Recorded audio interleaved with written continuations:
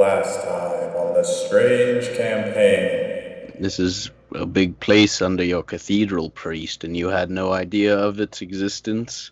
I sense great darkness within this place. All right, easy there, Turtle. Like, you're gonna let everything down here know that we're coming if we keep just banging into things like that. They should know we are coming. They will feel divine justice rain down upon this darkness. Evil shall not prevail in this place. Alan slaps the back of your shell and he goes, "Amen to that, brother. As steward of this holy house, I have to determine if there is some threat beneath my church." Between the bedrolls is a book with a black binding, plain, simple, but a deep black. I'm all over that book. Before he opens it and gets into it, can Bellin say, "Maximon, you don't know what darkness you're dealing with there. Be careful." And then I snap at him. But you might. You want to check it, old man? You stare deeply at the pages and you try to understand the script before you, but it simply eludes your comprehension. These humanoids begin sniffing the air. They turn their head. They seem to have found your location and your scent, and they screech. The elven cultist figure turns and he says, "You have disturbed a sacred ritual, and you shall be given to the abyss as repayment." You have this space around you, got bodies before you. Cal's not doing too well. Cal and Alan. But You know what? Alan's doing okay. He's got some big boy strength. All right, I guess I am going to just be like, I'm still in my rage. I don't think I've come out of it yet. Yeah, so you're So, kind of just fueled up right now. Related. Yeah, I think I'm going to town. I think I'm just relentlessly stabbing this thing. I think because up until this point, I've just sort of been some people pleaser Morty dude, and I think I'm just I'm You're just, Morty. oh, You're Morty when he has the arm, the muscular arm. yeah, No. yeah. Yeah, I'm just stabbing the shit out of this thing right now, I guess. Belwyn walks up to Cal as he's kind of rage stabbing him, and Belwyn puts his hand. He just lays his turtle hand on Cal's back and uses lay on hands and just heals 3 hit points to you. Cool. All right. And just as a kind of calming gesture, he just heals you a little bit, and it just doesn't say anything, but just it puts a calming hand onto your back. Okay, cool. So I will totally end my rage, but I guess I'm bleeding less now that Belwyn healed me. So I guess I'm just kind of in shock at what just went down. Do you think it would be worth using a spell to heal you? Well, we do have those potions that Alan gave us, but we have the. I don't know. I'm at 6 out of 14. So I guess I'm probably I'm stable for the time being. We do have the potions for. I don't know. It's up to you guys. I don't think you guys need to waste any spells on my behalf.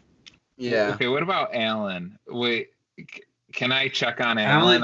Alan seems to be flustered and frustrated that he didn't fight better, but he's like, don't waste your magic on me, elf. I am okay. I'm still strong despite the apparent rust.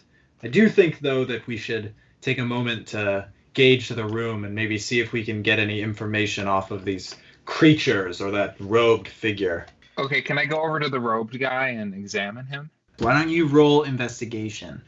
Why not? Okay, and that's a nice old 7. So you find a little pouch attached to the belt around the cultist's waist. Find a good amount of gold. You can find 30 gold pieces. You see that the only real possessions that the cultist has is the dagger that he was, using, caked in his own blood and a bit of Alan's blood, and then just the robes that he's wearing. So there's nothing on the dagger that's useful? No, you can tell it's intricately made. It seems to have a nice carving on the blade, but it's just a standard dagger. Oh, okay. Then I guess I shrug my shoulders. Seemed like he was more interesting than he ended up being. How old does his body appear? Roll medical. Anybody who wants to. I have a +4. Yeah, go for it. I got a 16.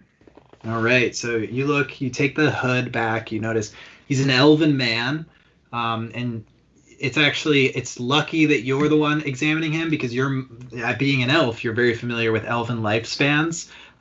You know that you reach full adulthood at the same rate that humans do, but then you linger in that adulthood for much, much, much longer. Your natural lifespan is about 150 years. And so you're looking at this elven figure, and you can see the hallmark signs of an elf who has, been at full adulthood for quite a while. And you go, this elf looks to be about 90 or so years old. They're starting to show signs of approaching like a sort of older age, like kind of like a 50s kind of age in retrospect to human lifespan, but not an ancient elf, not an elf close to the end of his lifespan. He is not from my time as I hoped. Alan stands over him and he goes, I do not recognize this elf. He's not a member of our town. It is, I suppose, reassuring, but also concerning that there may be foreign actors coming into our town to cause this dark magic. All right, so I guess Cal props himself up with his lance, and he's just gonna say, so all of this craziness is going on directly underneath your church? You guys had no idea? How do you not sense this darkness, priest? We did sense it. That is why we asked for your help. We were experiencing the nightmares that you surely have experienced last night. We've been feeling the evil seep into the very foundation. We just For did not how lack. long? I feel like I sensed a whisper of it about Cool. 2 years ago, and I feel bad for not making a larger fuss about it to the Lord Mayor or to the city guard, but it did not seem to truly become a problem that others faced until about 2 months ago, when the frequency and power of these dreams became a daily occurrence and a preoccupying thought on my mind and Feliadril's mind. It has been taxing. The two of us can only issue so much holy energy. We can only do so much to protect the sanctity of these grounds. That is why we sought help. I don't feel as though this is done.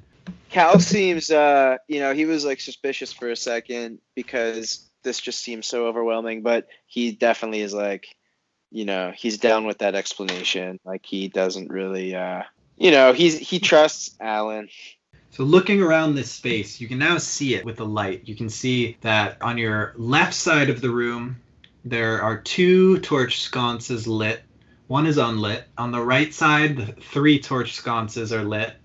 You can see that each side has 4 sarcophagi alcoves sort of branching off from the main space, little small hallways that lead to enclosed alcoves with sarcophagus. They all are disturbed. Some of them seem more intact than others. The 2 that the Grimlocks crawled out of tunnels from seem completely broken down, but 4 of them seem more intact and look like they possibly could merit further investigation.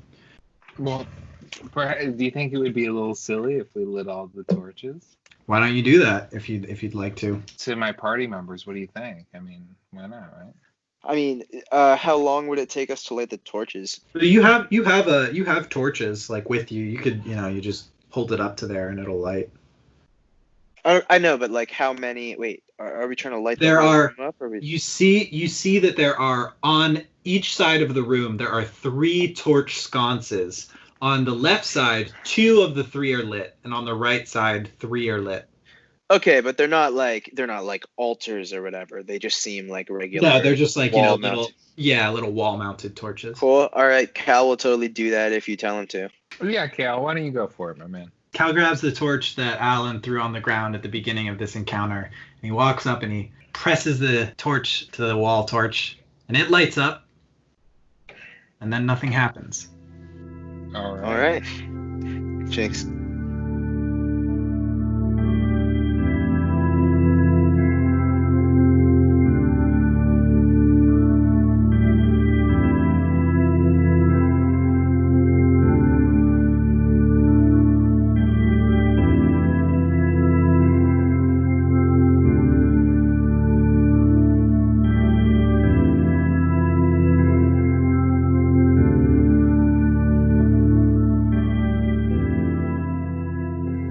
Can I investigate one of the sarcophagi?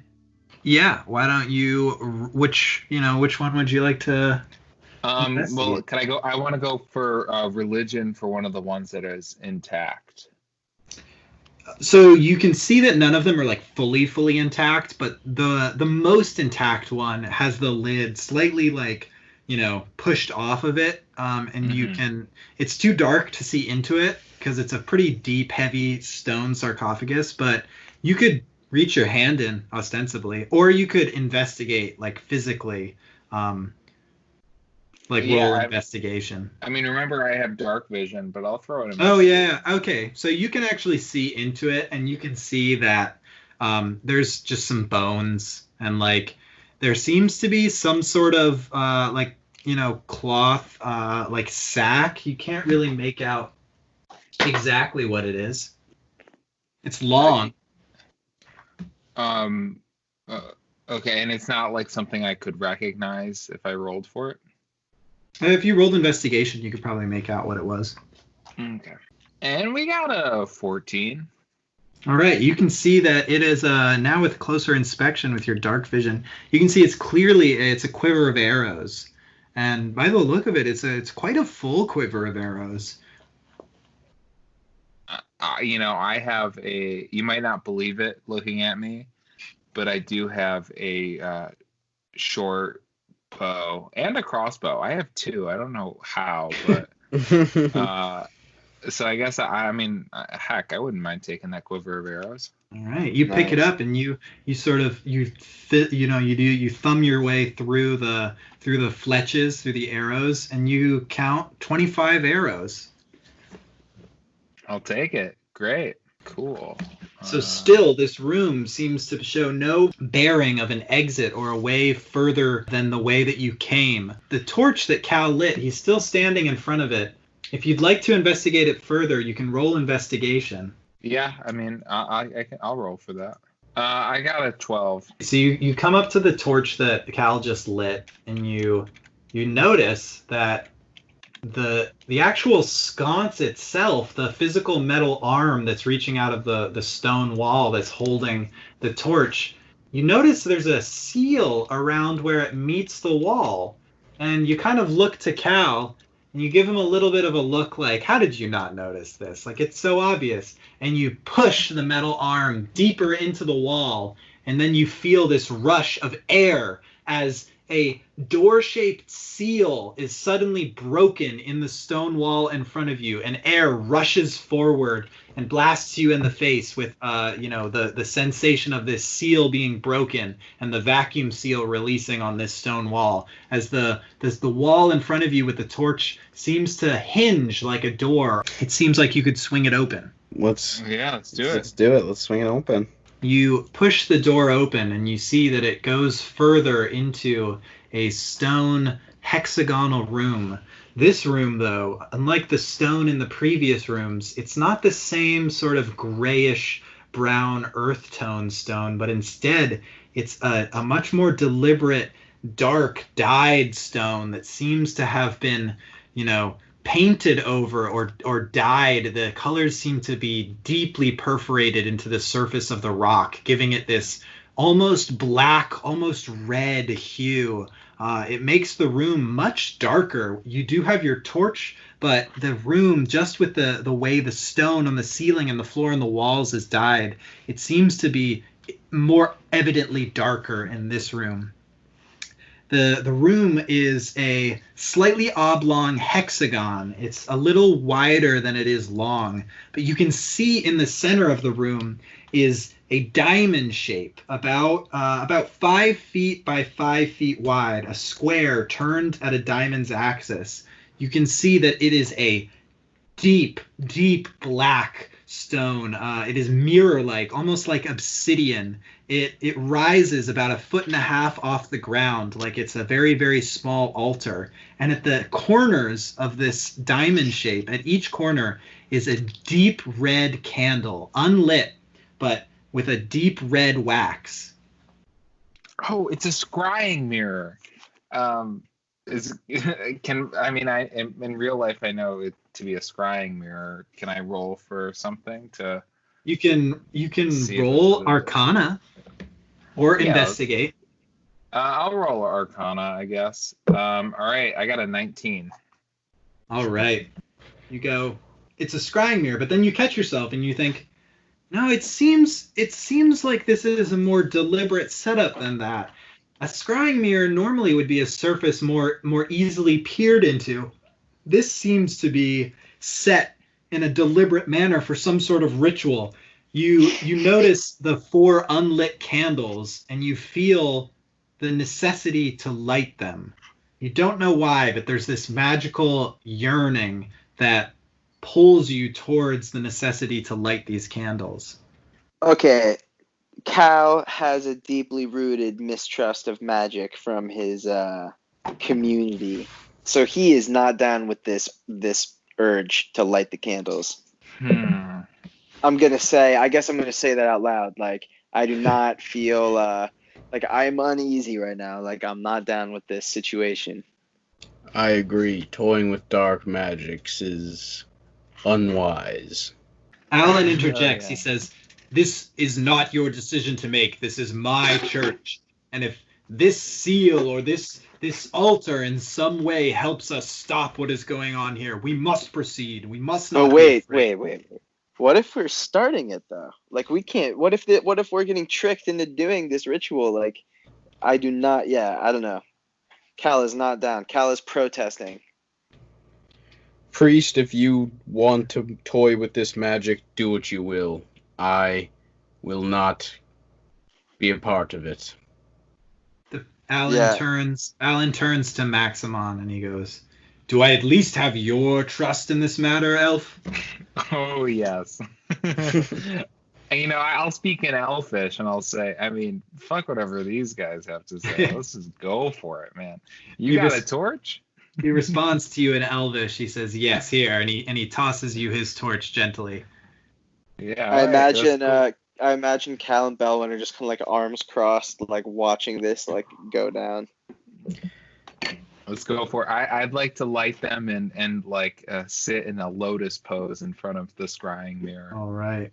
Lighting the 4 corners, and then you back away and sit patiently waiting. You see the smoke of the candles.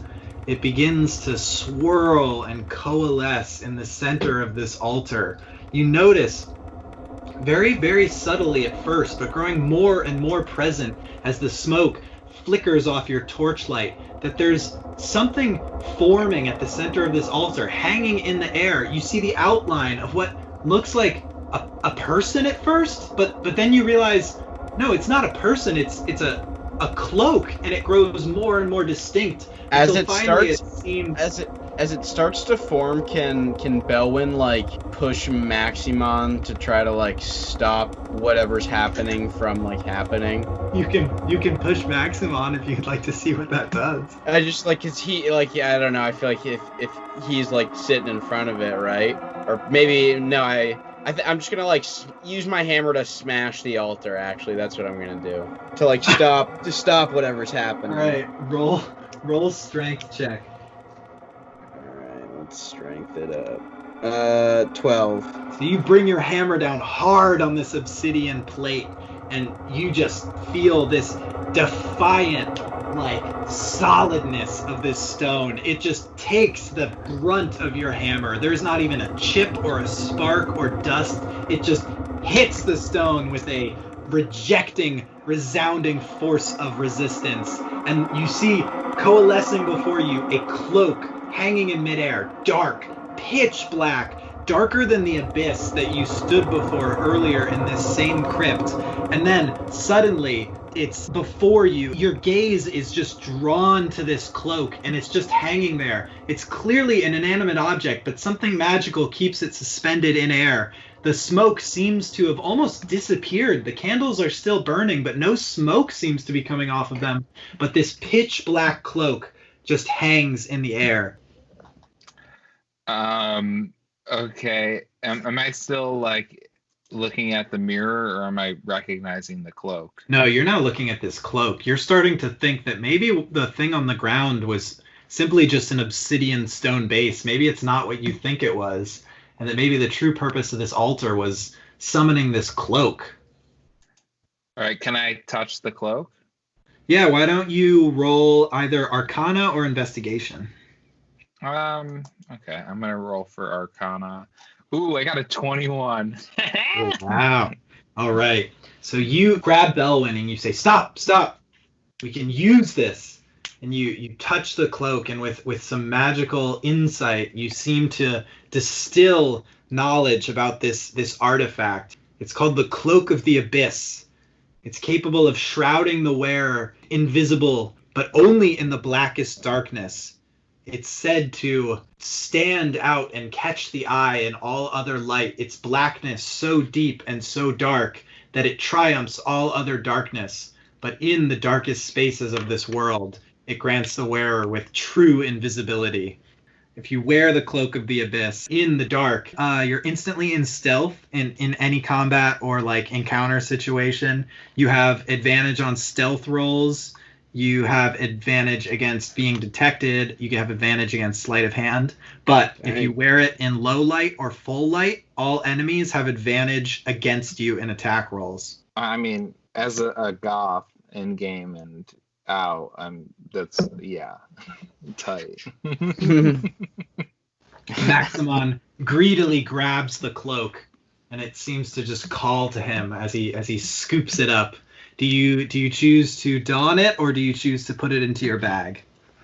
For now, I'm gonna throw it on. All right. He wraps it around his shoulder, and in the light of the torch, it just seems to absorb the light of the torch. It's so dark that the party cannot help but just glare at it. It almost seems so dark that it's bright, if that makes sense. It's like it's such a darkness that it seems like enthralling. Hell yeah.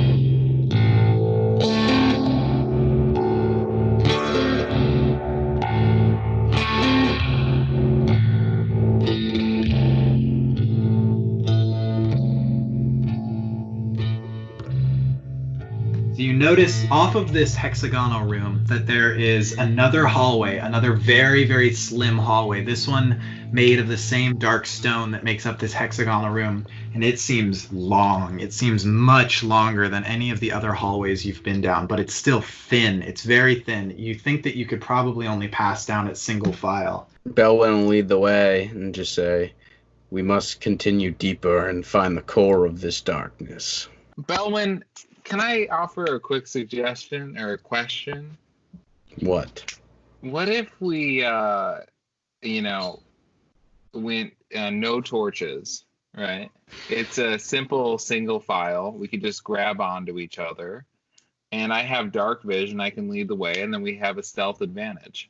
That Alan. seems unwise. Alan, Okay. Alan also seems to be disturbed by this idea. He goes, "We've seen these pits in the floor. Do you really think that you would catch one of those with your dark vision before we walked upon it?"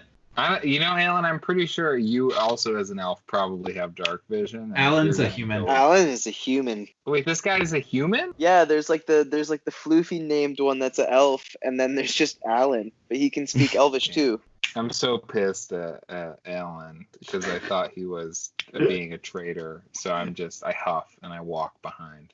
Continue down this dark hallway, Belwyn leading in the front, Maximon taking up the rear, really, scoffing and skulking in his new hood, but really admiring how black it is and how, he really seems to blend in to the surroundings. Hell yeah. And you find that before you see directly to your left, once you get to the end of this long, about 70 or 80 foot long hallway, you see to your left is a broken and jagged edge. It drops off into a chasm, and you sense that this is the other end of the chasm that you stood at in the room before you got to the large room with the sarcophaguses. To your right is another set of stairs, this one banking sharply downward and curling around a corner to some unknown darkness deeper below. Wild. So there's just a stairway down. Stairway down, and then the ledge to your left that's, broken and falling into this chasm. I guess we first take a quick peek over the ledge, see what's up. So peering over the edge of this chasm, Belwyn just stares down into the blackness, and he almost feels like he hears a voice talking to him, and he feels this pull of something beckoning him closer. Belwyn, I'm going to need you to make a wisdom saving throw. I'm a pretty wise guy. 19. Belwyn, you feel this dark pull, this magic, this darkness that seems to be wrapping itself around you, beckoning you closer, and you just summon some ancient strength that comes from something that is of the light and of goodness, and you break your grip of this darkness, and you step back, and you grab the party, and you say, "Do not venture near the edge. There is something dark that calls from below." We cannot trust what lies ahead. We must continue down the stairs and defeat what lies down in the bottom of these pits. Alan seems to agree with you. He says, "Yes, let's be done with whatever evil is down here." He hands his torch to someone with a free hand, whoever would like to take it, and he summons his holy mace in his other hand, but it seems to glow almost as much as the torch. He seems ready to be done with whatever lies at the end of this staircase. He says, "Follow me. This is for my church. This is for my flock. I shall protect them." And he heads down the stairs. Following him, you notice that the stairs go from this dark stained stone to the same black, shiny obsidian that the diamond-shaped altar was in the previous room. You notice that even the walls and the ceiling start to morph into this obsidian as the walls become shiny and shimmery surfaces that almost reflect, but not quite. The reflections they offer seem to be warped and mysterious rather than clear and obvious. The floor, too, becomes this obsidian surface, and you notice that you're within a rougher, more jagged and pointed room with tapestries now. You notice tapestries of dark red flowing from the walls. They offer a scene, a dark red background with a black tower sewn roughly onto these tapestries. They're torn and tattered and appear very old, very deliberately hung though. Seeing out into this room, you notice that in the obsidian floor, there's a deep, perfectly circular, perfectly symmetrical pit where the floor seems to be rounded out and dropping into some unknown dark abyss. Sitting across from you, kneeling, are two cultists. They seem to be praying over this pit, peering down into it and muttering to themselves words in a language you cannot understand or comprehend. Behind them is a large stone obelisk of this shiny black obsidian-like stone. It's reflective and jagged, but it seems to pulsate with some dark energy. The figures do not seem to register your presence. Could I potentially use my plot point right now? Yeah.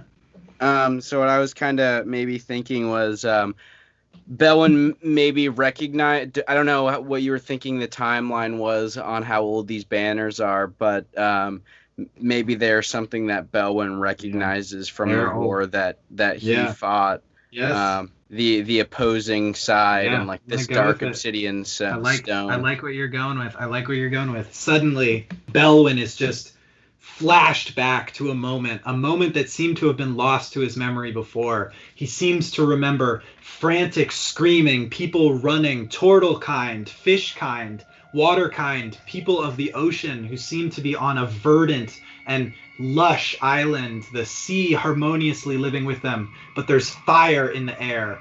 The seas seem to have been dyed black and red. There's people coming from boats carrying with them dark monstrosities, wearing robes and flying banners. The banners seem to have this black tower upon them, and Belwyn remembers panic, a sense of dread, and death coming with them.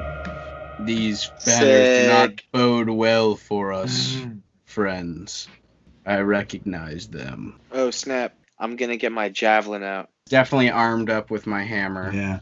As you approach, armed to the teeth, the robed figures fall silent.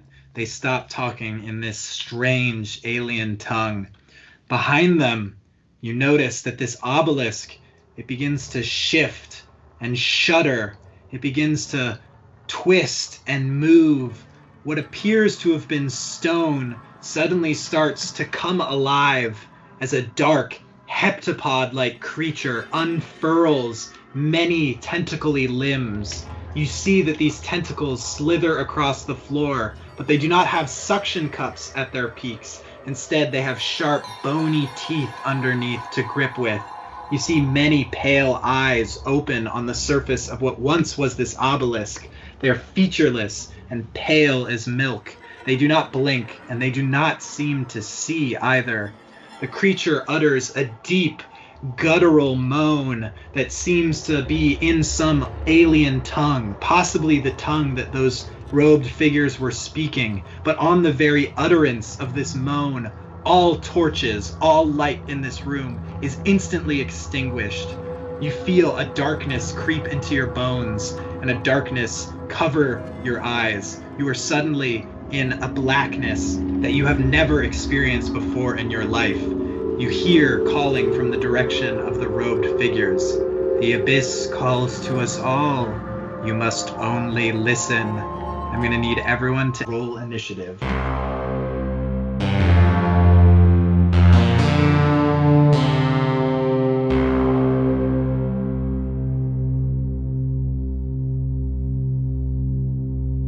Ooh, I got a 17. I also got a 17. All right, I got a Belwyn, 9. what's your dexterity? And Cal, what's your dexterity? I'm -2 dex. I'm Alright. +1 dex.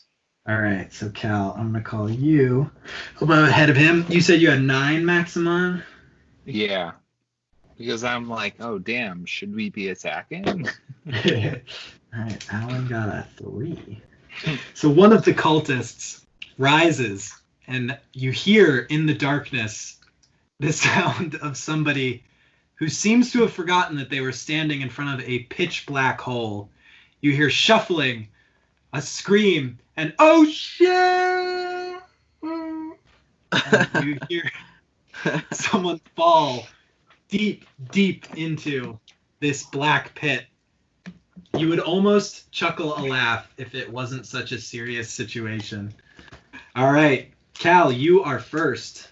Okay, cool. So I guess I'm gonna enter a rage first of all. And So I just get remember 2 that per you long also, rest.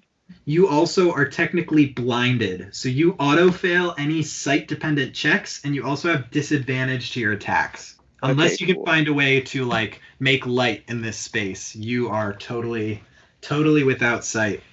Okay, I guess I'll do this. I guess I will. And I would have to light a torch, and I don't think I really want to wait for that to happen. So what I'm gonna do is enter a rage, and I'm gonna do like a bellow, like a thunderous bellow at the abyss. So I'm gonna try to do intimidation. All right. So do you want to try to All right, so you want to try to intimidate the foes. All right, roll intimidation. I got a 17. All right. I don't have any modifiers for this right Wow. now. It's just All a right. 17. So you unleash with this bellow. You hear the crack of thunder underneath your voice, and the boom and the roll of thunder that just fills this space. You can sense that through the darkness, this creature and this other cultist are truly frightened. They are afraid of you. They sense some power hidden within you, and they do not want to mess with you. They are officially afraid of Cal. Sick. All right, that's all I got. I'm not making light. Right. Belwyn, what you got? I think Belwyn is just kind of gonna frantically swing his hammer at the moment. He's just kind of like flustered right now. This is like some ancient demons that are coming up. He's just gonna go for a wild swing in the darkness. So let's see with disadvantage. First Are you roll. swinging at the where you think the cultist is, or where you think the heptapodal creature is? Yeah, I guess at the big creature. He's just trying to swing at Right. that. Take a swing with disadvantage. All right, so an 11. All right. So you actually manage to somehow in the darkness, you find the creature, but you find that its hide is still as hard as the stone, and your hammer skids off the side of the creature and doesn't seem to make any damage, but you hear it make this guttural moan in anger as it is upset that you've managed to find it in the blackness, but you do not deal it any damage. Maximon. how Okay, does so I'm gonna. You know what? I'm gonna go for a spell. I'm gonna use it against this heptapod.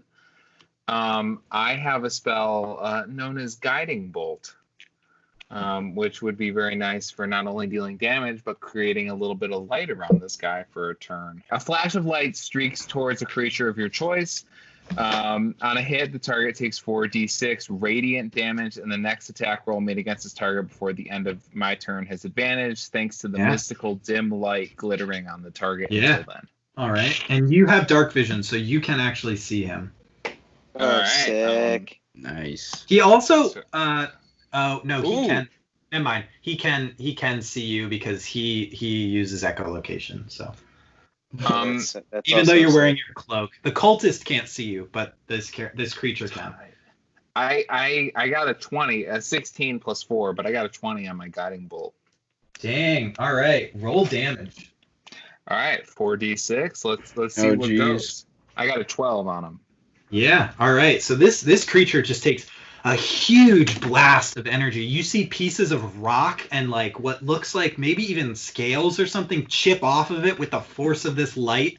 This light seems to glow and emanate from it. Its stone surface doesn't seem to be doing it any favors as its edges are glinting and shimmering in this light, and it really took a heavy hit. You can see that some of its milky eyes are like hemorrhaging, and you can see blood under the surface starting to coagulate and pool. All right, and it is now the cultist's turn. So he sees where this guiding light comes from. He sees this elven sorcerer do damage to this creature that's very precious to him, and he draws a scimitar and he swings it. Wait. Can you not see him because of his Oh cloak? yeah, he's got disadvantage. This is funny. So this cultist, he is so hasty to do damage to Maximon, even though he can't see him, he gets the sense of where this magical bolt comes from. He's so pumped. He's so in the moment. He's like, I'm finally going to do it. I'm going to get some like upward mobility in this fucking cult. Like they've been treating me like an underling for like my whole life. I'm fucking sick of it. These guys are dicks. I'm going to show them I'm useful. He pulls this sword and he like, yeah, like battle charges at you. Totally forgets that this pit is right in front of him and just plummets down this pit, just falls to his death and Nice. and just screaming all the way down. Yeah, goth. And now it is Alan's turn with his holy mace giving off just the smallest, faintest little bit of light. He kind of is wielding it in front of his eyes, a little bit like a torch. He seeks out this heptapodal creature and he swings at it with his physical mace. And it again just hits the stone and just ricochets off. It slides against. You hear a screeching sound, and it just doesn't seem to make any good contact with this creature. It seems to hiss and moan in anger at this foe who just struck it. And with that, we find that our priest is growing increasingly flustered with his lack of performance. With his magical mace, he uses his power of divine eminence. He focuses magical holy energy into the mace, and he attacks with it, striking this creature. Oh, but the creature's darkness and its malevolence, its evil, seems to spit away the holiness and the goodness of this attack. It really just does nothing. It collides hard with the side of this heptapod, but the light and the magic just seems to be diffused and absorbed by the darkness and the evil of this heptapodal creature. It shudders and shakes with almost what you sense as an evil laughter coming from within this creature. It is now Cal's turn. Do I still get advantage on my attack on this thing, even though the priest attacked before me? I think advantage works for is part of my spell. You'll get the advantage. Cool. So I guess I will throw my javelin right at this crazy monster. All right, roll attack. So I roll 2 and then do the highest one. That's how it works? Yeah. Cool. So I got a 15 with my javelin. Your javelin strikes true. Roll damage. All right, cool. And because I'm raging, I think I get an additional +2. Yeah. So I deal 6 damage with my javelin. All right, your javelin flies through the air, and you see it goes and it pierces through this rocky hide, and it lodges itself right through one of the tentacles, and rendering that tentacle completely useless. It just falls limp, and this creature shudders in pain as it starts hemorrhaging this deep black inky blood onto the floor. It's truly taking quite a beating from you, and it doesn't have any of its cultists to back it up because they were both extremely foolish and fell into the pit before them. What happened to my javelin? Like, is it stuck in it somehow, or did it fall off? Yeah, it's stuck in the tentacle of the dark. Okay, cool. And is there any way for us to get to it, like over the or like is the chasm like completely? No, it's in the way. Like so it's in the center of the room. It's just like a spherical pit, but you can walk around the pit. Like it's not the whole room. So like basically the priests fell, but they could have they could have gotten to us and not fallen had they like not just fucked it so badly. Ones. Yeah. Wow. Okay, got it. Totally. Belwyn, unless Cal wants to take any bonus actions, it is your turn, Belwyn.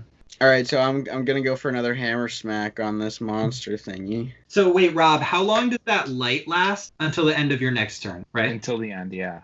Okay. So I'm still going. So roll with advantage. Cool. All right, a 23. All right, that makes solid contact. All right, with all my turtle rage at this evil monster, 7 damage. All right, how do you kill it? Yeah, I think Belwyn kind of like raises his hammer and calls upon like his deities a little bit. Chanti, the Earth Mother, is his deity.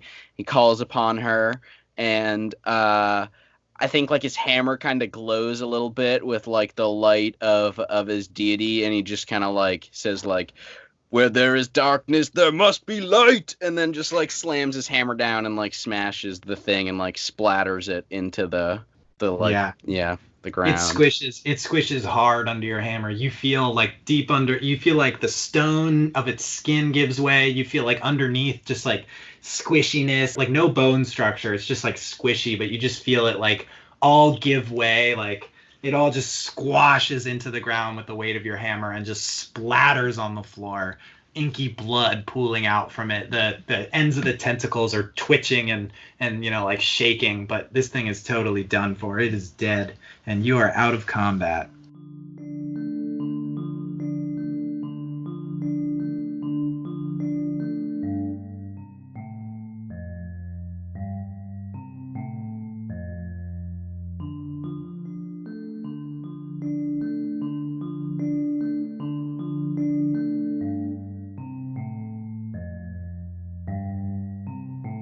I mean, I hate to say this because, well, I actually no. I guess I wouldn't say this. Never mind. But we should probably light a torch. Yeah, we should. Oh yeah, because our only illumination was from the Yeah, light it just that thing, right? Yeah, you Yeah. find yourself in pitch blackness now. that's ironic with my big speech. Where there is darkness, there must be light. So you spark up a torch. Alan sparks up a torch. You've lit this room. You can see it glimmering off the sides of the walls, and you see before you this large circular pit. You see this smushed heptapodal creature on the ground, blood pooling out of it, and you see that where it was in the room, it was actually resting upon an altar carved from the ground out of this black stone. And you see resting upon this altar is a sphere. But unlike the obsidian stone, which just seems to be monotonously black, this stone seems to share the same qualities of the glimmer of obsidian, but its color seems to morph and change. It goes from dark red to purple to green to black, constantly shifting the underlying tone, always dark and always mysterious, but it just seems to be moving and changing under the glimmery surface of the sphere. How pretty. Whoa. Alan looks at it and he says, "This seems to hold great importance. I feel that we must remove it from this place if this darkness is to be banished." So I'm gonna try and say. I think I'm gonna suggest we like throw some cloth over it if we grab it or something. Like I don't know if we should touch it with our bare hands. From Cal's readings of. No. I'm basing. sorry. I'm basing this off of my once again my superstition of Yeah. magical objects, my like tribal superstition. So I'm basically gonna say like I don't think we should touch this. Like That I'm not is- gonna say oh we should pick it up with a cloth, but I'm gonna be like yo like no one touch that. That is wise, boy. And Maximon perhaps not only seeing an opportunity to take control of a magical object, but seeing a way to kind of manipulate the simple understanding of Cal with magical objects. He's going to use the new robe to pick it up. All right. Perhaps take it Nice. off and use it as a cloak. Maximon, as the minute you touch this orb, you feel this energy, and Maximon, you need to make an intelligence saving throw. I got a 14. Touching this orb, you feel suddenly just this like instant sort of connection and this sense of like possession. Like you're just like this is mine. I have some sort of connection to this. I have to see this thing through. I have to protect it. And you also take 4 damage, just ripples through your body. This dark sort of psychic energy ripples through you and deals 4 damage to you. You see that the room around you, the tapestries all flap and flutter, and the tapestry at the far end of the room to your right, as it flaps and flutters, you actually see that just under it, it reveals a small little space behind it. Interesting. Well, I'm really curious about that space.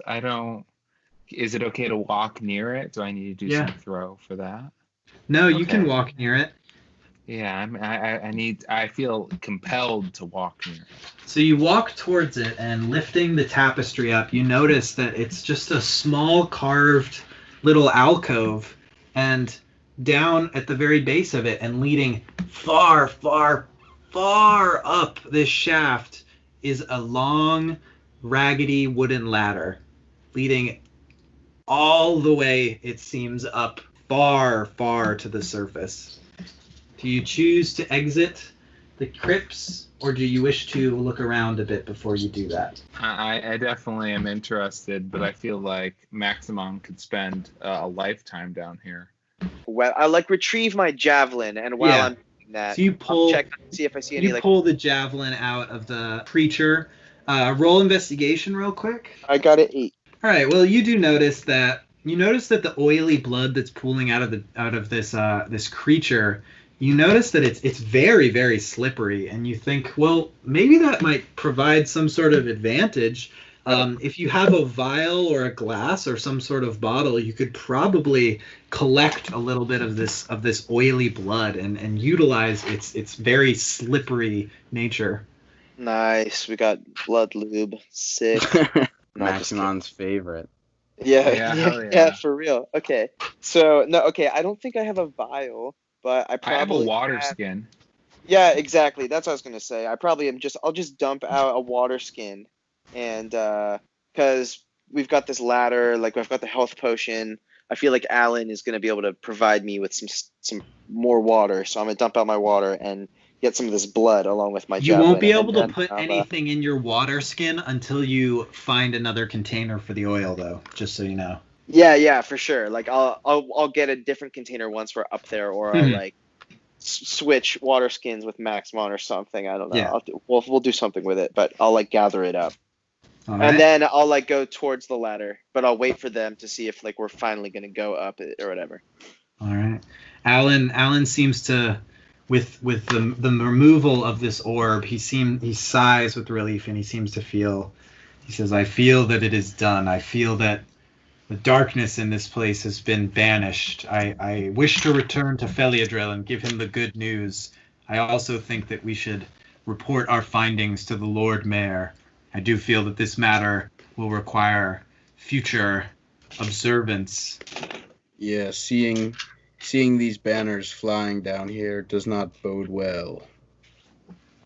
Nice. So, without further ado, the party begins climbing up the long, long ladder. It's a arduous climb, and it seems to take almost forever. But just as you start to grow weary and feel as though you may fall at any moment, you notice a stone hatch above you that as you lift and push open, you find yourself in the church cemetery in one of the enclosed sarcophaguses. You push it open and find that the grave that it should have been, the actual tub of the stone sarcophagus, is a false burial, and that the stone hatch opens into the tomb and you climb out into the cemetery. The midday sun peers down with a blinding light. It takes you a second to adjust to the otherwise normal amount of light that is, at this time around noon. And Alan insists. He says, we have to go get Feliadril and meet with the Lord Mayor. This must be discussed further. We must not waste a moment.